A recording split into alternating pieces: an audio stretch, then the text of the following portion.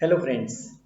Sometimes in statement problems, you confront a situation where you have to find the HCF of very large numbers such as 120, 180, 462, and that to more than two numbers. There are many statement problems like that. You need to have a method through which you can find the HCF without actually factorizing the numbers which are given to you.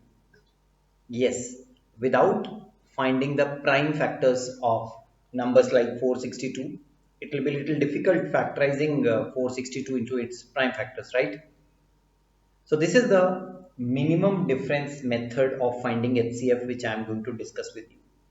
Really an exclusive video, a video which you won't find in at many places, and you need to learn this method.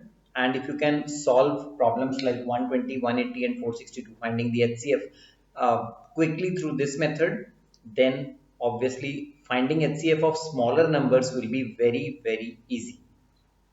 So the method is being applied here only on two questions so that you can just have a gist of the trick, and then you can apply it on a variety of problems, then feel comfortable with the method. Now let's see what the method has to offer.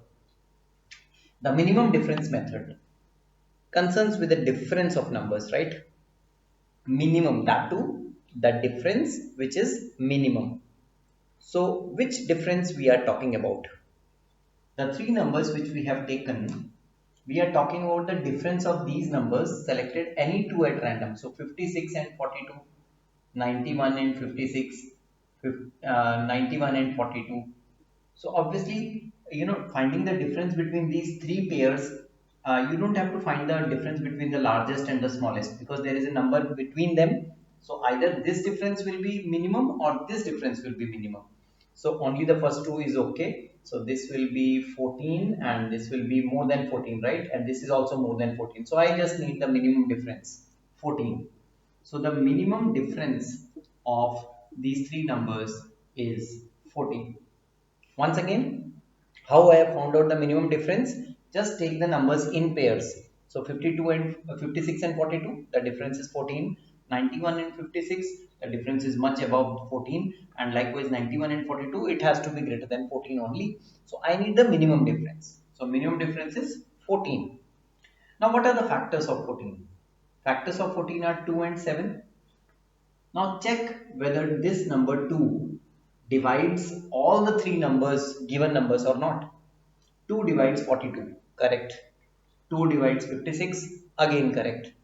But 2 does not divide 91. 91 is an odd number. So if there is a factor which does not divide even a single given number, then that number will not come in your answer. Now check the second one. 7 6 times is 42, 7 8 times is 56, and 7 13 times is 91. So 7 is dividing all the three numbers. So the HCF of these three numbers is 7. Now I know a lot of questions must be coming in your mind when you see this method, but this method is very versatile. You can apply it on a variety of problems. You are going to get the same answer. Now see, there can be a situation where even this second factor also does not divide some of the numbers. What happens then? So 7 also gets eliminated, and when all the factors get eliminated, then the HCF is 1. That's one point you need to remember. What happens when 2 divides all the numbers? Then the step changes. Just in this question, I am going to illustrate that particular step now. Now you can see here 180 and 120 is going to give me a difference of 60. 462 and 180 is much larger than 60, right? So I don't want that difference, and 462 and 120 again very much larger than 60. So 60 is the minimum difference in this case. So minimum difference is 60. Now what are the prime factors of 60? You all know how to factorize 60, right? 60 is 2, 2 is 4, 3 is 12, 5 is 60. So 5 3 is 15, 2 is 30, 2 is 60. So these are the four factors. Now look carefully what I am doing. Check with this two. 120 is divisible by 2, correct. 180 is also divisible by 2, correct. And 462 is also divisible by 2. So I will have this factor in the HCF. But now I don't have to check with 2 directly. If I get the first factor which it is dividing all the three numbers exactly, here it was not the case, then 120 divided by 2 is 60, 180 divided by 2 is 90, and 462 divided by 2 is 231. Now the second factor, you have to test on these numbers, not on the original numbers. Here 2 was not dividing one of the numbers, so I tested 7 on these numbers only. But when this divides all the three numbers, then divide them by this factor and then obtain a new set of numbers and then check the second factor whether this is dividing all the three numbers or not. Now 2 divides 60, 2 divides 90, but 2 does not divide 231. It's an odd number. So 2 is eliminated. Now check the next one.